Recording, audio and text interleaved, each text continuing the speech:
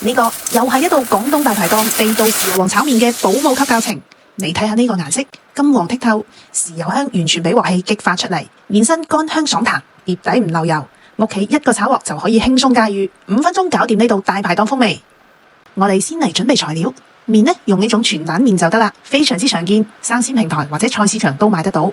芽菜去咗頭尾，淨係留中段，洋葱切絲，韭黃切段。整好豉油皇炒麵嘅關鍵係調好呢碗靈魂豉油汁，生抽提鮮，老抽上色，再加少少糖同埋蠔油，增加複合嘅味感。加翻啲胡椒粉調味。呢個配方我打喺屏幕上，記得收藏。煲一鑊滾水，水滾落麵煮1到2分鐘，充分打散，撈出嚟瀝乾水分，噴啲油撈勻佢就唔會黐埋一齊啦。呢一步係麵身乾爽嘅關鍵。屋企煮飯想要有鑊氣，油溫一定要夠高。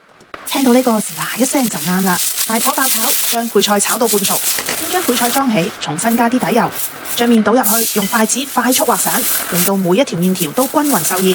依家分2次淋入我哋調好嘅靈魂豉油汁，炒麵真係唔難，醬汁要兜勻，鑊氣要足夠，令到醬色均勻咁包裹住每一條麵條，就成功咗1大半啦。睇下就係呢個顏色啦。最後將配菜倒入去，有條件嘅加啲蛋絲，唔加其實都好好食啦。翻炒均勻出鑊。中意香口嘅可以再撒啲芝麻。你睇下，麵身乾爽，條條分明，豉香醇厚，原汁原味，夾住配菜一齊食，鮮爽美味。喺屋企同樣可以炒出大排檔嘅靈魂。記住啦，還原港式家常味就係咁簡單。我係黃小丫，下期再見。